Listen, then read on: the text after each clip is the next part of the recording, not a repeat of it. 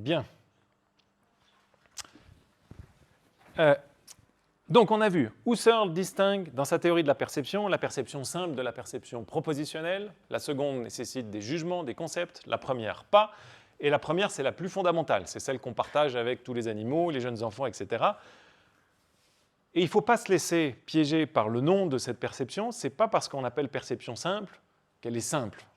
C'est là où Husserl vient à cette idée de dire même des phénomènes qui sont simples dans la conscience nécessitent une description complexe si on veut comprendre leurs tenants et leurs aboutissants. Première question, premier niveau de difficulté au sujet de la perception simple. Sur quoi porte la perception simple ? Première chose, je vous ai donné que des exemples jusqu'ici de ce type-là, elle porte sur des choses. Voir un lion, entendre un bateau, voir Maël, goûter un bonbon, etc.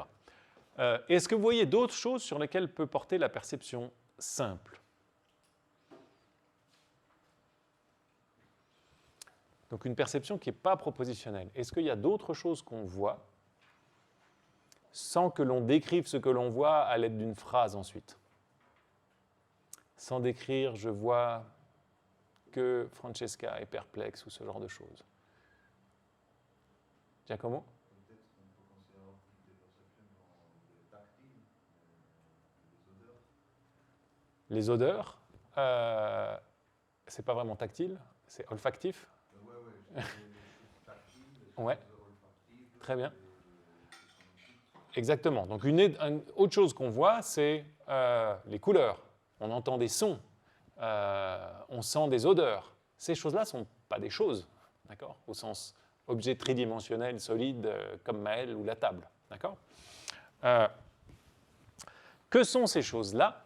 Eh bien, c'est ce que Husserl va appeler des moments.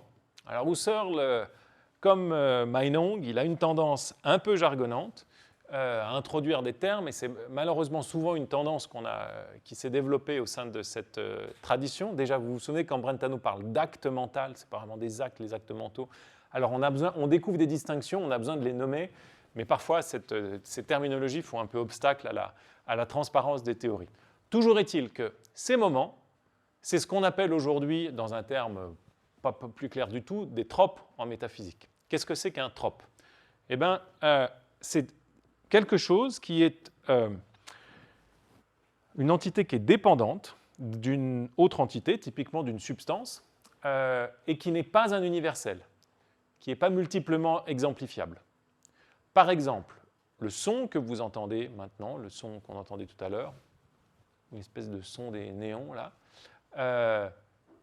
le sourire de Jules, okay, ça vous voyez que c'est quelque chose que vous pouvez voir le sourire de Jules, et le sourire de Jules, il dépend de Jules, okay, il ne peut pas exister sans Jules. Vous ne pouvez pas prendre le sourire de Jules et le mettre sur Maureen, ça ne marche pas. Okay. Donc le sourire de Jules, il dépend individuellement de Jules, c'est pour ça que ce n'est pas une entité universelle. L'aboiement d'un chien, c'est l'aboiement de ce chien, etc. Donc il y a tout un tas d'objets particuliers dans le monde, pour Husserl, ce qu'il appelle des moments, que nous aujourd'hui on appelle des tropes en métaphysique, pour ceux qui ont suivi le cours d'introduction à la métaphysique au premier semestre, qui sont des objets de perception parfaitement légitimes et ordinaires.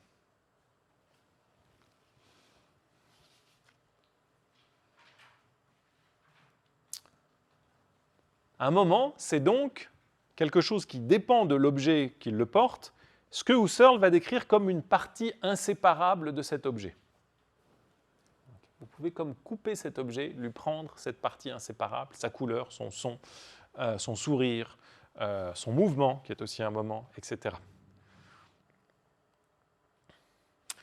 Donc il y a vraiment, quand vous regardez les objets pour Husserl, vous avez la table, vous avez différentes parties de... on va prendre plutôt. Vous avez mon beau trousseau de clés. Vous avez des parties spatiales de mon trousseau de clés, qui sont ce que Husserl appelle des parties séparables. Une clé, c'est une partie séparable de mon trousseau. Mais telle partie de la clé, c'est aussi une partie séparable de la clé en question. Tout ça, c'est des parties spatiales. En principe, on peut les couper. Quand on dit séparables, ça ne veut pas dire que ça marchera toujours si vous tirez, mais en principe, vous voyez qu'elles sont à différents endroits de l'espace et on peut les éloigner les unes des autres. Mais ce trousseau de clés, il a aussi des parties qui sont inséparables pour Husserl. Une partie inséparable de ce trousseau de clés, c'est par exemple son poids ou sa masse. Vous ne pouvez pas prendre cette masse et la mettre ailleurs. Ce n'est pas comme une partie spatiale. Ça, c'est la grande distinction de Husserl qui est déjà en germe chez Brentano entre les parties séparables et les parties inséparables. Et la notion clé de cette idée de partie inséparable, qui est introduite par Brentano, mais que Husserl va labourer, améliorer au point d'en faire une notion centrale de la métaphysique contemporaine, c'est la notion de dépendance ontologique. Vous avez des choses qui dépendent ontologiquement les unes des autres. C'est-à-dire qu'elles ne peuvent pas en être séparées, même par des lois de la nature complètement différentes. Donc, il ne faut pas confondre la dépendance ontologique avec la dépendance causale. Vous pouvez vous dire la fumée dépend causalement du feu. Mais c'est possible, en principe, qu'il y ait la fumée sans qu'il y ait le feu. Peut-être qu'elle peut avoir une autre cause, la fumée, que le feu. En revanche, dit Husserl, vous avez tout un tas de parties qui dépendent de leurs objets de manière inséparable. Le sourire de Jules, vous ne pouvez pas le séparer de Jules de la façon dont vous pouvez séparer la fumée du feu. Ça, c'est une dépendance ontologique. Il y a bien quelque chose dans Jules qui est une partie inséparable, son sourire, mais ce sourire dépend ontologiquement de Jules. Et il dépend ontologiquement et individuellement de Jules. Encore une fois, vous ne pouvez pas prendre le sourire de Jules et le mettre sur Anastasia. C'est quelque chose qui est métaphysiquement impossible. Et cette impossibilité-là, elle ne vous est pas donnée par les lois de la nature, elle ne vous est pas donnée par Newton, elle ne vous est pas donnée par les physiciens. Elle est conceptuellement évidente pour Husserl. Dès que vous réalisez ça, vous voyez qu'il y a deux types de parties dans les choses, les parties métaphysiquement séparables et les parties métaphysiquement inséparables.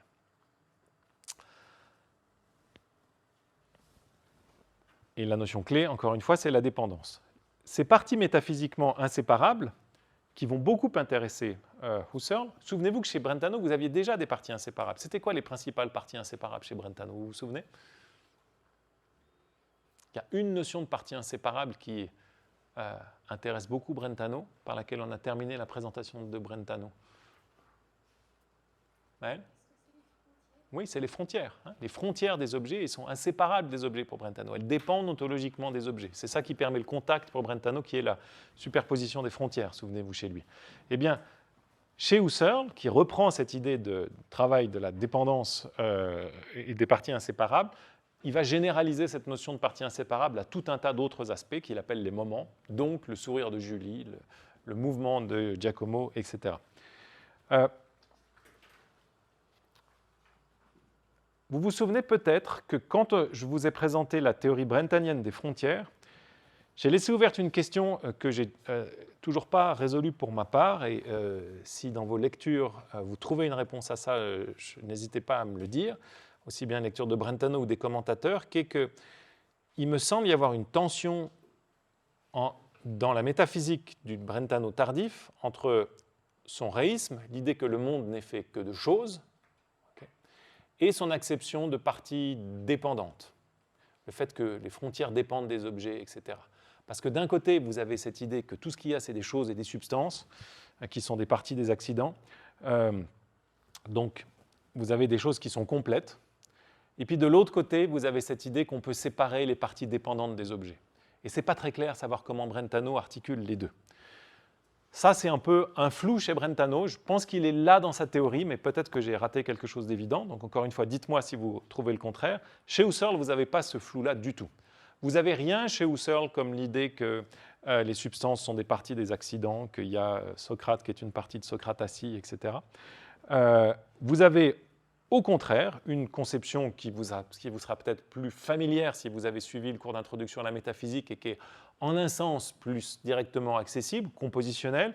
C'est l'idée de dire quand on prend Maëlle, vous êtes mon exemple aujourd'hui Maëlle, il y a plein de parties spatiales de Maëlle, il y a les bras, les jambes, les cheveux, mais il y a aussi des parties non spatiales de Maëlle, le sourire de Maëlle, la taille de Maëlle, le mouvement de Maëlle, la position de Maëlle. Toutes ces choses-là, c'est des parties inséparables de Maëlle. Vous ne pouvez pas prendre la position de Maëlle et la faire bouger ailleurs.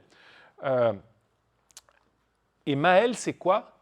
C'est la totalité de ces parties ensemble, articulées de la bonne manière. C'est-à-dire qu'il faut mettre le bras gauche à gauche et le bras droit à droite. Il ne faut pas faire comme M. Patate et faire l'inverse ou ce genre de choses. Mais quand vous avez bien remis toutes les parties ensemble, vous pouvez refaire Maël. D'accord ? Donc vous voyez, vous avez quand même une idée que les objets ont une forme de complexité qui permettent de les constituer de différents éléments. Mais attention, ces éléments, ce n'est pas juste des Legos comme les parties spatiales, parce que ça, on peut faire des jeux de construction, mais c'est aussi des parties inséparables. Donc vous pouvez pas, c'est pas comme si vous pouviez avoir, je prends le sourire de Maël, puis je prends la position de Maël, puis je les fais coller ensemble, parce que le sourire de Maël, il suppose que Maël est déjà là. Donc le sourire de Maël, c'est aussi pour ça qu'on appelle ça une partie abstraite de l'objet. Vous ne pouvez pas la séparer de l'objet. La seule manière que vous avez pour la concevoir, c'est de faire abstraction des autres parties de Maël. De dire, OK, quand on pense au sourire de Maël, on ne pense pas à la taille de Maël. On ne pense pas aux cheveux de Maël. Vous pouvez faire abstraction d'autres parties, mais vous ne pouvez pas, dans les faits, séparer le sourire et en faire un objet indépendant. Parce qu'il n'est pas indépendant, précisément. Donc ça, en deux mots, c'est l'ontologie de Husserl. Vous voyez qu'elle est plus riche que l'ontologie réiste de Brentano, dans le sens où, enfin plus riche, elle permet une analyse des objets, qui est une dissection, si vous voulez, des objets, qui n'est pas simplement dans le sens spatial et temporel, mais aussi dans le sens des parties inséparables. Et elle n'est pas aussi riche ou foisonnante que celle de Meinong, parce que, comme on l'a vu tout à l'heure, Husserl n'accepte pas les objets qui ne subsistent pas. Il accepte les états de choses. Là-dessus, il est d'accord avec Meinong. Il accepte qu'il y ait des objets subsistants en dehors de l'espace et du temps, mais il n'accepte pas les objets qui ne subsistent pas, qui est la grande marque de fabrique de Meinong. Alors ça permet d'opposer Husserl à nos deux prédécesseurs, qu'on a vus là, Meinong et Brentano, mais ça permet aussi d'opposer Husserl à une de ses grandes cibles, non pas qu'il ne l'aime pas, parce qu'il s'inspire beaucoup de lui, mais il va s'en démarquer fondamentalement, qui est David Hume. Donc David Hume, philosophe écossais, on considère comme le dernier des grands empiristes, après Locke et Berkeley, empiriste. Comme Brentano, il pense que toute connaissance vient de l'expérience, mais la théorie de l'expérience de Hume, et je vous l'ai sans doute déjà dit si vous avez suivi le cours d'introduction à Hume, quand Hume read, elle est très, comment dire, pour ne pas être trop péjoratif, elle est très, très élémentaire. En gros, pour Hume, vous pouvez vous dire qu'est-ce que c'est qu'on voit ? C'est une mosaïque de points de couleur. Il y a plein de petits points de couleur partout, puis on peut décrire toute la perception en termes, comme si c'était un écran de télévision ou d'ordinateur. C'est des pixels qui sont là, à tel et tel, qui s'activent de certaines couleurs à différents endroits. Et cette psychologie descriptive de Hume, elle va avoir une grande influence au sein de la psychologie qu'on va appeler la psychologie associationniste, parce que vous voyez que c'est simplement des points de couleur qui sont associés, et puis de la même façon, Hume va généraliser ça aux relations entre les états mentaux, c'est juste des relations d'association, ils sont les uns à côté des autres dans le temps. Il n'y a pas de causalité pour Hume. Si vous parlez de dépendance à Hume, il saute au plafond, il dit ça c'est des relations, moi je n'ai jamais vu la dépendance, qu'est-ce que c'est que ces histoires-là ? Donc pour Hume, vous n'avez que des parties spatiales, si vous voulez, et des parties temporelles, mais vous n'avez pas cette notion de partie inséparable.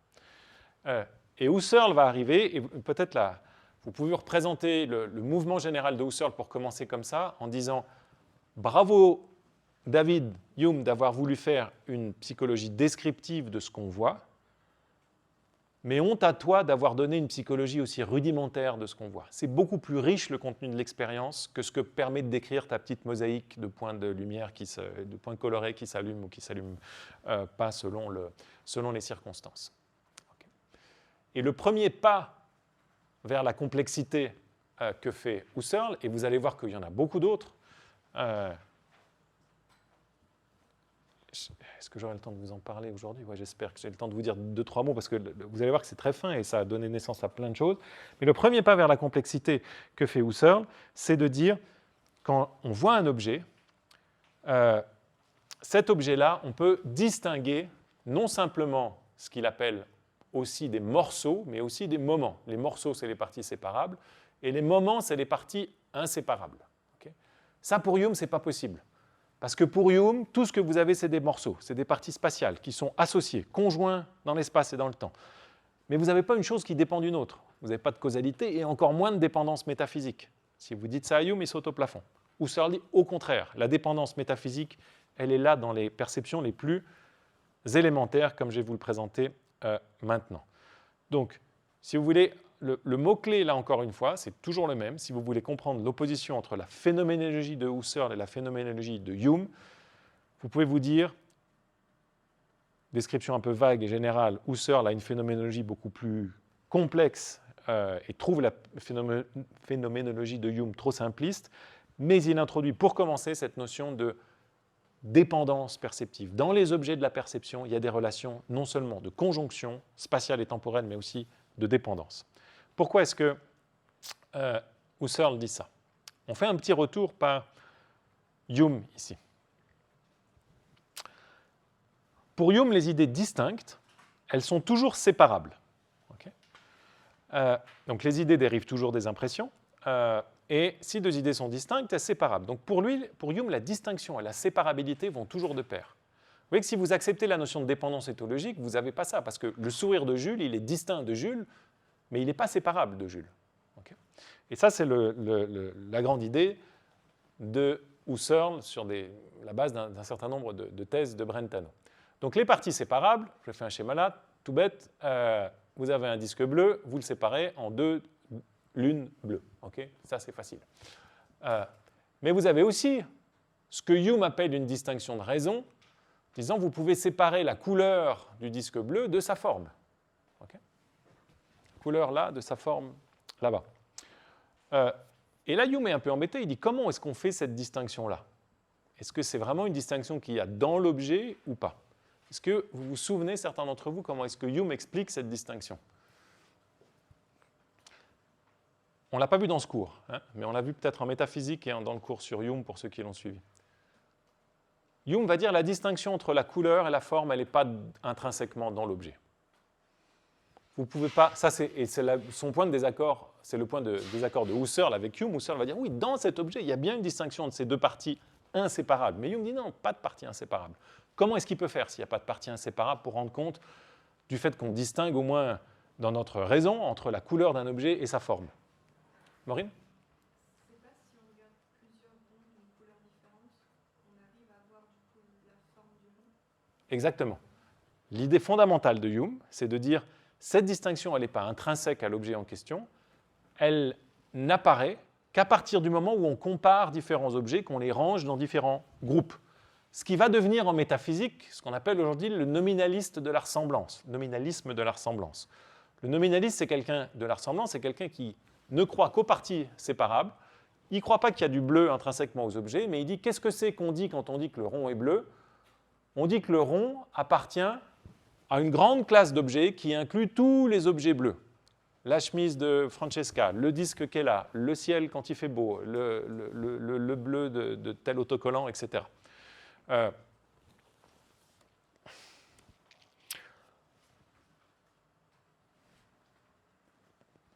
Donc pour Hume, il n'y a pas de différence entre la couleur et la forme si vous vous en tenez au rond bleu au milieu tout seul.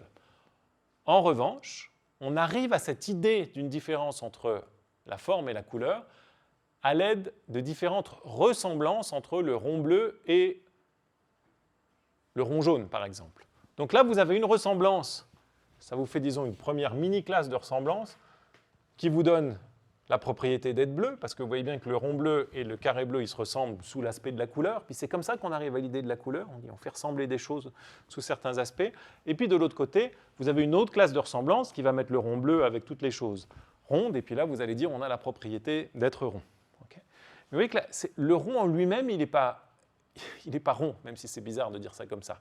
Le rond, il est rond que parce qu'il ressemble à tout un tas d'objets ronds. Et il n'est pas bleu en lui-même, il est bleu que parce qu'il ressemble à tout un tas d'objets bleus. C'est pour ça que c'est simplement une distinction de raison. Ce n'est pas une distinction dans les faits. Il n'y a pas dans le rond du milieu une séparation entre, une distinction entre sa couleur et sa forme. Donc penser à la couleur du rond bleu, c'est penser à sa ressemblance au carré bleu et aux autres choses bleues. Penser à la forme du rond bleu, c'est penser à sa ressemblance au rond jaune et aux autres choses jaunes. Okay. Donc les propriétés, comme le dira plus tard le nominaliste de la ressemblance, ne sont pas dans les choses, mais consistent dans le fait pour ces choses d'appartenir à des classes de ressemblance. Okay. Ça, c'est Hume. Ce sont les nominalistes. Husserl ne veut pas du tout de ça. Pourquoi est-ce qu'il ne veut pas de ça? Eh bien, il a une objection qui est très forte et qui sera traitée longuement dans la métaphysique contemporaine. Ce n'est pas le seul à faire cette objection, mais c'est un des premiers à la faire aussi clairement. C'est de dire, pour que votre analyse-là marche, vous devez faire appel à différents types de ressemblances, et plus précisément des types de ressemblances qui vont faire appel à des propriétés. Vous devez dire, cet objet-là ressemble à cet objet-là sous l'aspect de la couleur. Cet objet-là ressemble à cet objet-là sous l'aspect de la forme. Mais si vous dites sous l'aspect de la couleur, sous l'aspect de la forme, vous avez déjà admis des espèces, des propriétés. Donc vous avez déjà accepté qu'il y a une distinction entre la couleur et la forme, ce que vous étiez censé éliminer. Je vous lis deux citations de Husserl où il détaille cette objection. Si quelqu'un devait maintenir que tout discours sur la présentation intuitive de déterminations abstraites et objectives était dénué de sens, donc c'est quoi? Des déterminations abstraites et objectives, c'est ce qu'il appelle les moments. Okay? Percevoir la couleur, percevoir le sourire de Julie, etc. Donc, si quelqu'un devait maintenir que ça, ce n'est pas possible, ça n'avait pas de sens. Et s'il devait soutenir que quand nous percevons, par exemple, la propriété de blanc, nous percevons ou nous représentons en réalité seulement une ressemblance entre l'objet qui apparaît et d'autres objets perçus ou autrement présentés, alors cet homme serait pris dans une régression à l'infini, car cette ressemblance présentée appelle une réinterprétation correspondante. Qu'est-ce qu'il veut dire là? Vous dites, si vous ne percevez pas le blanc, mais vous percevez simplement le fait que cet objet ressemble à un autre objet sous l'aspect de la blancheur, ben vous avez redit blanc, vous avez redit sous l'aspect de la blancheur. Vous étiez censé nous débarrasser de la blancheur, mais maintenant vous en faites un aspect de ressemblance, et donc en fait vous avez réintroduit ce que vous vouliez réduire. Citation que j'ai mis aussi dans le cours d'introduction à la métaphysique, la conception que nous contestons opère avec des sphères de ressemblance, mais traite un peu trop légèrement, donc ça c'est Hume, ce sont les nominalistes de la ressemblance, mais traite un peu trop légèrement cette difficulté que tout objet fait partie d'une pluralité de sphères de ressemblance. C'était la partie qui va à gauche et la partie qui va à droite du rond bleu, vers le bleu ou vers le rond. Je reprends, pardon, j'arrête d'interrompre, ça va être pénible. La conception que nous contestons opère avec des sphères de ressemblance, mais traite un peu trop légèrement cette difficulté que tout objet fait partie d'une pluralité de sphères de ressemblance, et que dès lors, on doit répondre à la question de savoir ce qui distingue les unes des autres, ces sphères de ressemblance elles-mêmes. On voit évidemment que si l'unité de l'espèce n'est pas déjà donnée, un regressus in infinitum serait inévitable. Qu'est-ce qu'il est en train de dire? Vous prenez la sphère de ressemblance, qu'on appelle les classes de ressemblance de tous les objets rouges, et vous vous dites, mais comment est-ce que je fais pour savoir si un objet rentre ou pas dans cette classe? Vous vous dites, il peut rentrer s'il est rouge, il ne rentre pas s'il n'est pas rouge. Puis là, Husserl dit, il peut rentrer s'il est rouge. Donc vous savez s'il est rouge avant de savoir s'il peut rentrer dans la classe. Ça veut bien dire que notre intuition de la rougeur, elle précède le fait qu'on considère, on construise cette classe d'objets rouges. Okay. Donc ça, c'est l'objection husserlienne au nominalisme de la ressemblance sur la base de remarques phénoménologiques, si vous voulez. Description de ce qu'on voit. Alors, comment faut-il décrire ce qu'on voit à ce moment-là?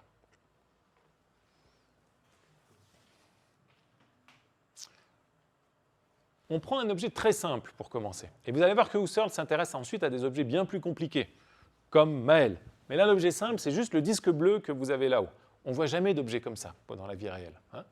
Peut-être sur un tableau parfois, mais en général, les objets sont tridimensionnels, ils ont des parties cachées. Husserl va essayer de nous expliquer comment est-ce qu'en un sens, on voit les parties cachées des objets.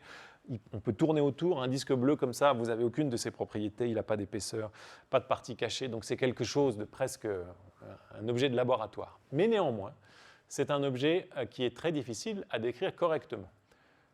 Quand on regarde un disque bleu, dit Husserl, on voit au moins deux moments de trope. On voit le bleu du disque et son étendue ronde. Okay. Ces deux moments, ces deux propriétés sont mutuellement et génériquement dépendants. Qu'est-ce que ça veut dire? Ça veut dire que vous ne pouvez pas avoir une forme sans avoir une certaine couleur. Rien n'est rond, rien n'est rond qui n'a pas une certaine couleur.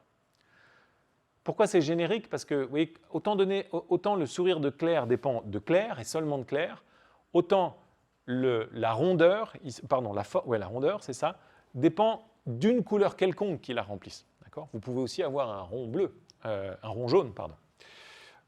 Et puis inversement, il n'y a pas de couleur sans qu'elle soit la couleur de quelque chose, sans qu'elle soit la couleur d'une certaine étendue. Okay? Mais cette étendue, elle peut être ronde, elle peut être carrée, elle peut être infinie, comme peut-être quand vous collez l'œil sur une grande surface bleue, etc. Mais en tout cas, s'il y a une couleur, alors il doit y avoir une étendue quelconque, et pas cette étendue-là. C'est pour ça que c'est une dépendance générique, encore une fois, et pas individuelle.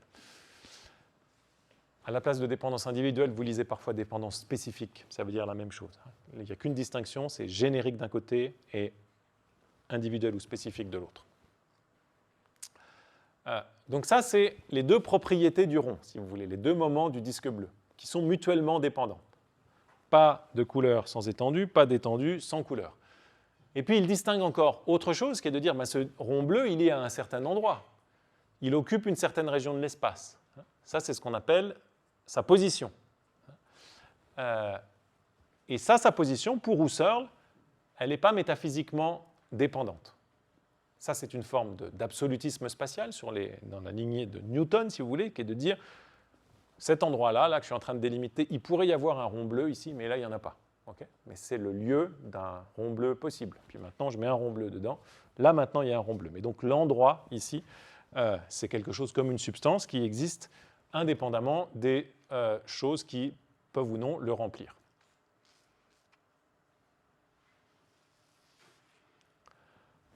Bien, donc ça, c'est ce en quoi consiste le disque bleu.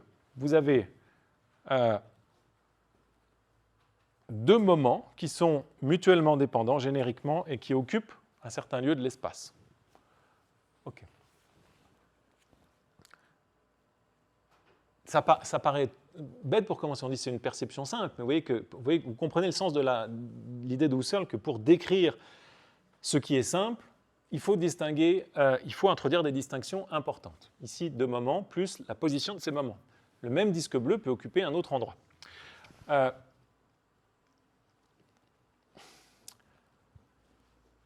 Maintenant, Husserl dit quelque chose qui va peut-être vous surprendre, mais qui au fond est très plausible. C'est que si de fait la couleur dépend de la forme et la forme de la couleur, vous ne voyez pas la relation de dépendance entre la forme et la couleur. De la même façon que vous ne voyez pas les relations partie, tout ou l'exemplification. Pourquoi? Parce que ces dépendances ontologiques sont des relations que Husserl appelle formelles. Il fait une grande distinction entre les relations et les propriétés formelles et les relations et les propriétés matérielles. On a déjà vu cette distinction-là quand on a parlé de l'existence. Vous vous souvenez, chez Meinong, qu'est-ce que c'est que il a ces objections, il y a l'objection de Russell contre Meinong qu'on a vu la dernière fois, et Meinong dit non, mais on ne va pas traiter de l'existence comme les autres propriétés, comme la couleur. Puis vous m'aviez dit oui, mais ça c'est ad hoc. Et la réponse de Meinong, elle consiste à dire oui, mais on voit bien que l'existence, ce n'est pas tout à fait la même catégorie de propriétés que la couleur ou la forme. Okay? C'est la même distinction sur laquelle s'appuie ici Husserl. Il dit il y a différentes relations. Là, ce n'est plus des propriétés, c'est des relations, donc des propriétés à deux places, si vous voulez. Et il y a des relations qui sont des relations purement formelles, comme les relations d'être une partie d'eux, de dépendre d'eux, et d'exemplifier, d'avoir une certaine propriété. Ça, vous ne pouvez pas les voir, ces relations-là. Vous pouvez les concevoir, mais vous ne pouvez pas les voir. Ces relations formelles, elles s'opposent à des relations qu'il va appeler matérielles. Je vais vous donner un certain nombre d'exemples après de relations matérielles. Être à côté d'eux, typiquement, être en contact avec. Vous pouvez voir le fait que mes deux mains sont en contact. Okay, ça, ce n'est pas un problème pour Husserl, c'est une relation matérielle, le contact. Donc, le bleu du rond dépend de sa rondeur, la rondeur du rond dépend de sa couleur, mais cette dépendance n'est pas perceptible. Zut alors, puisqu'on les distingue visuellement l'un et l'autre, comment est-ce qu'on les relie dans la perception visuelle? Okay. La réponse que donne Husserl ici, même s'il ne l'élabore pas, c'est de dire que ce qu'on voit, et ça va vous sembler trivial, mais encore une fois, pour un philosophe descriptif, si vous dites quelque chose de trivial, c'est un bon signe, c'est le signe que vous n'êtes pas en train de dérailler complètement. Il dit que qu'est-ce que fait la forme par rapport, la couleur par rapport à la forme? Eh bien, la couleur remplit la forme. Vous avez la forme, le rond, et le rond, il est rempli par la couleur. Comme quand vous coloriez les livres quand vous étiez petit, c'est la même chose qui se passe ici. Vous avez un emplissement ou un remplissage de l'espace par de la couleur. Okay? Et ça, vous pouvez le voir. La relation d'emplir, de remplir ou de contenir, ce n'est pas une relation de dépendance. Okay? Peut-être, c'est peut-être beaucoup de choses à la fois, excusez-moi, parce que pour un si petit exemple, mais c'est pour vous faire sentir pour vous faire voir, pas seulement sentir, mais pour vous faire voir la nécessité d'être très circonspect et précis dans la description de ce cas-là. Vous avez, encore une fois, je prends le rond bleu, vous avez des relations modales entre les parties du rond. Modales, ça veut dire qu'elles impliquent une certaine forme de possibilité ou d'impossibilité. Je pense que ça, vous voyez tous que vous ne pouvez pas voir une couleur sans avoir une certaine étendue pour cette couleur. Et que vous ne pouvez pas non plus voir une étendue sans voir une certaine couleur. Donc vous voyez que cette relation de dépendance, elle nous frappe comme, j'espère, comme évidente. D'accord ? Mais Husserl dit, ce n'est pas pour autant qu'on la voit. On ne peut pas voir la dépendance. Pourquoi ? Il y a une raison simple pour laquelle on ne peut pas voir la dépendance, c'est de dire la dépendance, c'est une relation modale précisément. Ça concerne ce qui est possible et ce qui est impossible. Or, la perception, elle porte sur ce qui est actuel, sur ce qui est là sous nos yeux. D'accord ? Donc, vous pouvez... Ce n'est pas la perception elle-même qui vous dit c'est pas possible pour cette couleur d'exister sans une étendue. Ça, vous ne le voyez pas. Vous pouvez le savoir sur la base de votre perception, mais ce n'est pas ce que vous voyez. Tout ce que vous voyez, c'est que cette couleur remplit une certaine étendue. D'accord ? Donc, dans ce que vous voyez, il y a de la dépendance, mais ce que vous voyez n'est pas la dépendance, mais des relations matérielles entre d'autres entités simples, comme la couleur et l'étendue. Est-ce que ça va ou est-ce que j'ai trop embrouillé les choses là ?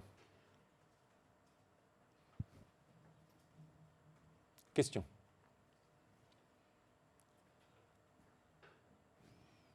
C'est des questions, absence de questions du fait que vous êtes abasourdi, vous vous dites c'est du chinois, absence de questions parce que tout ça est parfaitement limpide. Je vous le fais une dernière fois parce que je pense que c'est la première. Vous pensez que c'est du chinois, mais ce n'est pas du tout du chinois. Quand vous voyez un objet aussi simple que ce disque bleu, vous distinguez dans votre perception visuelle la couleur du disque de la forme du disque. Jusqu'ici, on est d'accord. OK ? Première question, donc vous avez ces deux objets simples de la perception. Je vois le bleu, je vois le rond. Première question, comment vous voyez ces deux objets reliés l'un à l'autre ? Vous ne pouvez pas dire je vois le rond et je vois le bleu au même endroit. Ce serait mal décrire les choses. Pourquoi ? Parce que si vous... est-ce que j'ai ma souris là ? Si je mets la souris sur le disque bleu, ici, vous voyez du bleu, mais vous ne voyez pas le rond, par exemple. Okay ? Donc, comment sont articulés ces deux objets que vous voyez, la forme et la couleur ? La réponse très simple de Husserl, et là, vous n'avez pas le droit de froncer les sourcils, parce que c'est vos cahiers de corollaire quand vous étiez petit, c'est de dire la couleur remplit le rond. Ça, vous pouvez le voir, la relation de remplissage entre la couleur et le rond. Jusqu'ici, ça va ? Ouais. Ça, c'est ce qu'on voit. Okay ? Je n'ai pas parlé de dépendance encore. Okay, tout ce qu'on voit, c'est du bleu rempli le rond. Ça, c'est ce qu'on voit quand on voit le rond bleu. Maintenant, dans ce que vous voyez, il y a aussi quelque chose que vous ne voyez pas. Mais pourtant, vous savez que c'est vrai. Il ne peut pas y avoir du bleu sans qu'il y ait une certaine étendue. Il ne peut pas y avoir d'étendue sans qu'il y ait une certaine couleur. Okay. Ça, ce n'est pas la perception qui vous le donne. Et pourtant, vous le savez. D'accord ? Ça fait partie de l'analyse ontologique de ce que vous avez sous les yeux. Mais ça ne vous est pas donné par la perception, mais par le fait que vous ne soyez pas en mesure de concevoir du bleu, ou d'imaginer, prenez juste l'imagination, vous ne pouvez pas imaginer du bleu sans une certaine étendue. Est-ce que vous arrivez à faire ça ? Imaginez du bleu, vous arrivez à le faire, mais imaginez du bleu qui n'a aucune étendue. Levez la main si vous le faites, si vous y arrivez. Vous arrivez à imaginer une forme sans voir de couleur du tout ? Sans imaginer de couleur ?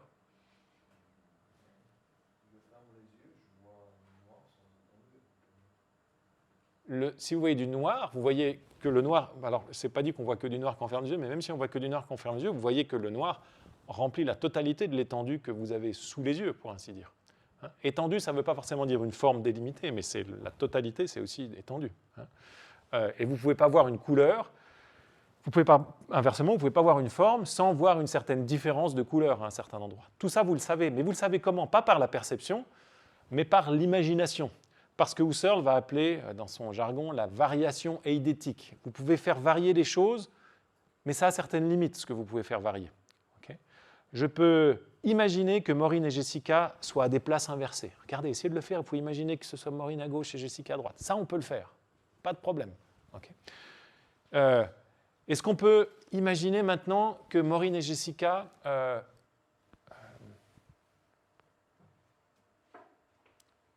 Est-ce que vous pouvez imaginer voir Maureen et pas voir de... Pardon, Jessica, vous êtes partie de l'exemple. Est-ce que vous pouvez imaginer voir Maureen, mais pas voir de couleur du tout? On ne voit pas comment c'est possible. Est-ce que vous pouvez imaginer voir une couleur et sans que cette couleur remplisse un moment de l'espace? On ne voit pas non plus. Donc il y a des choses qu'on n'arrive pas à imaginer. Et ça nous donne accès à des nécessités, à des relations de dépendance modale. C'est impossible d'avoir la couleur sans l'étendue ou l'étendue sans la couleur. Vous voyez que ce qui nous donne ça, ce n'est pas la perception. C'est une forme d'imagination, de conceptualisation, essayer de faire varier les choses indépendamment les unes des autres. D'accord ? Donc il y a de la dépendance ontologique entre le bleu et le rond, mais ce n'est pas la perception qui nous la donne, c'est l'imagination. Ce que nous donne la perception, c'est que le bleu remplit le rond. Ça va là, ça ne peut pas être chinois ce que je vous ai dit. C'est bon maintenant? Bien.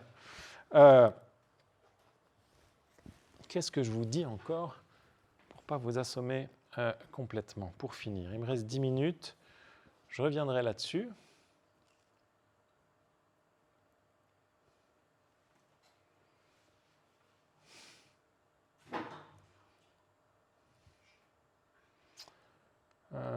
Qu'est-ce que je dois vous dire? Non, je vais avancer quand même comme il faut, dans l'ordre. Bien. Donc les moments, c'est des propriétés des objets qu'on a sous les yeux.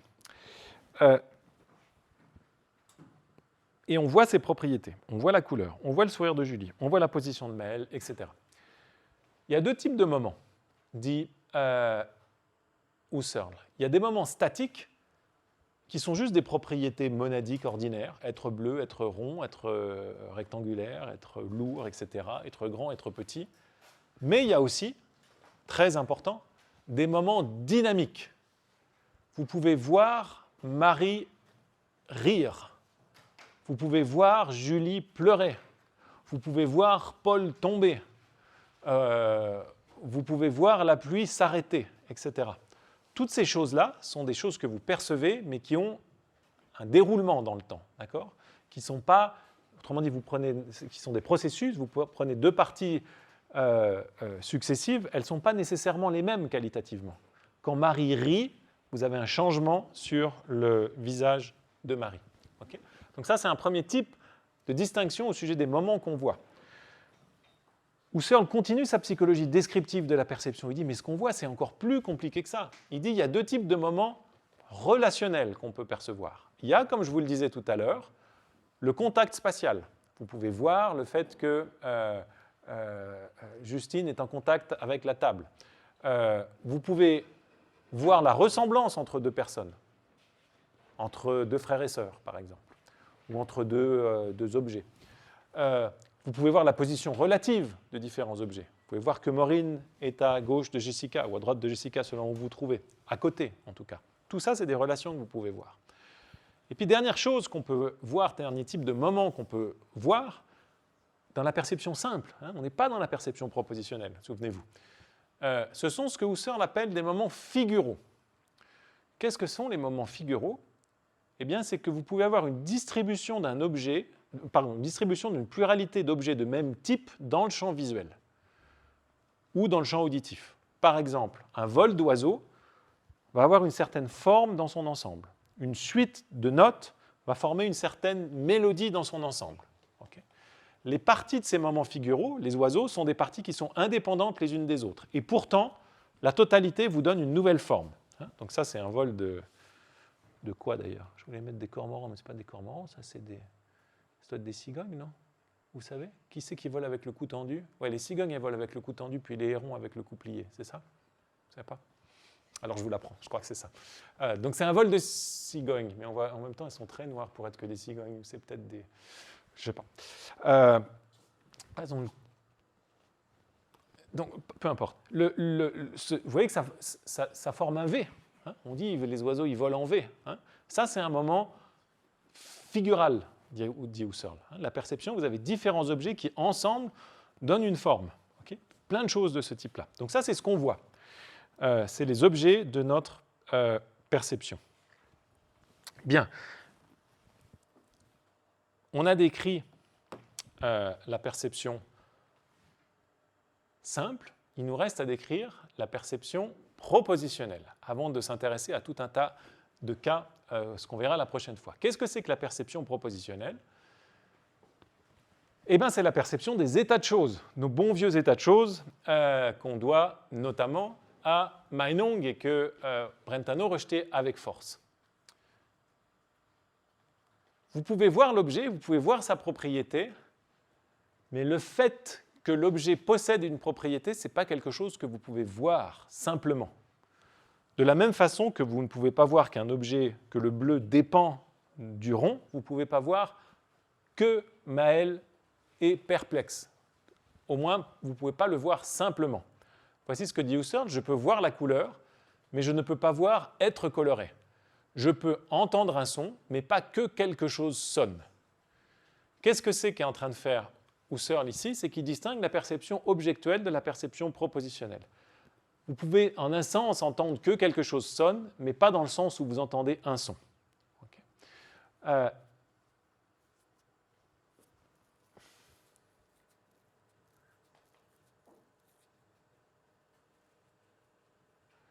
Pour voir que le... pardon, il faut que je reformule ma dernière phrase, que le rond rouge est rouge. L'idée de Husserl, c'est quand vous avez une perception propositionnelle, autrement dit, vous percevez que les clés sont sur la table, okay, vous devez percevoir simplement, d'une part les clés, d'autre part la table, qui sont deux objets que vous percevez grâce à leur moment intrinsèque, leur forme visuelle, leur couleur. Vous devez percevoir simplement, encore une fois, leur position relative. Et quand vous articulez tout ça dans un jugement, vous percevez que les clés sont sur la table, là vous avez une perception propositionnelle. Mais il faut quitter la perception simple. Donc la perception propositionnelle, elle dépend d'un grand nombre de propositions simples. Okay, et vous mettez tout ça ensemble dans un jugement et ça vous fait votre perception propositionnelle. Le point central qu'il faut retenir ici, c'est que, et peut-être je termine là-dessus, c'est que cette perception propositionnelle dont on parle très souvent, hein, on n'arrête pas de dire « tu as vu que, machin, j'ai entendu que, j'ai senti que, etc. » Dès que vous avez un verbe perceptif qui est suivi d'un « que », et après lequel vous introduisez une phrase, ce type de perception-là, qui est ce que Husserl appelle une perception propositionnelle, dépend toujours de perceptions simples, qui sont des perceptions d'objets dans le sens de choses inarticulées, qui sont des moments pour Husserl. Okay, pour percevoir que le rond est rouge, vous devez percevoir le rond, vous devez percevoir le rouge, et vous devez lier dans le jugement le rouge au rond à la manière d'une exemplification ou d'une prédication. Okay, mais ce qui est fondamental, c'est la perception simple. D'accord, ça, c'est l'idée centrale de Husserl. On va y revenir la prochaine fois, et on va revenir, qui sera la dernière, et vous verrez, je vends juste deux choses pour vous donner envie de revenir la prochaine fois. Déjà, la prochaine fois, je vous parle de l'examen, donc là, vous serez nombreux. Et puis, la deuxième chose, c'est que vous pouvez vous dire, jusqu'à maintenant, les exemples sont un peu ennuyeux parce que c'est juste un disque bleu. Mais si vous ne savez pas décrire la perception d'un disque bleu, vous êtes bien embarrassé pour décrire les perceptions ordinaires. Husserl va s'intéresser à la constance perceptive, qui va être une notion clé pour lui. Comment se fait-il que quand vous voyez des choses varier tout le temps autour de vous, néanmoins, vous pensez qu'il y a une certaine constance?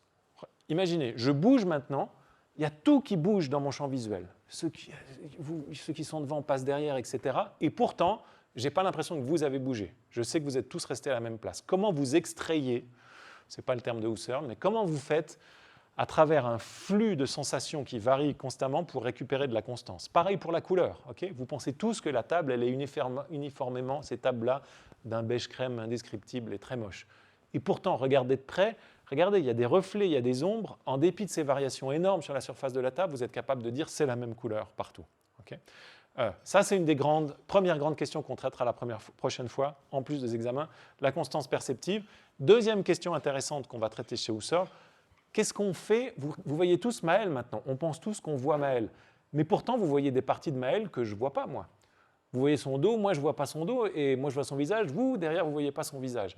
Pourtant, on voit le même objet. Qu'est-ce que c'est que la présence perceptuelle des parties cachées? Husserl dit, il y a une présence perceptuelle des parties cachées. Je sais, en voyant Maël maintenant, que si je passe derrière, Maël, elle n'est pas creuse. Ce serait vraiment très surprenant qu'elle n'ait pas d'épaisseur et que ce soit juste une forme en 3D. Donc, dans notre perception ordinaire, on a une présence des parties cachées des objets. Vous voyez que ces phénomènes-là, ils sont en un sens déjà plus compliqués, plus intéressants, mais Husserl, il va pouvoir les étudier simplement parce qu'il a commencé par des cas très simples, par distinguer les différents types de moments, les moments simples, les moments relationnels, les moments statiques, les moments dynamiques, la relation des différentes propriétés à l'espace. Et sur cette base-là, petit à petit, il arrive à la description de phénomènes perceptifs beaucoup plus complexes, à l'aide notamment de la notion de contenu dont je vous parlerai la prochaine fois. Ok, ça c'était le mieux que je puisse faire pour vous donner envie de revenir la prochaine fois. Je vous souhaite une très bonne semaine. J'ai ouvert à la demande de Maël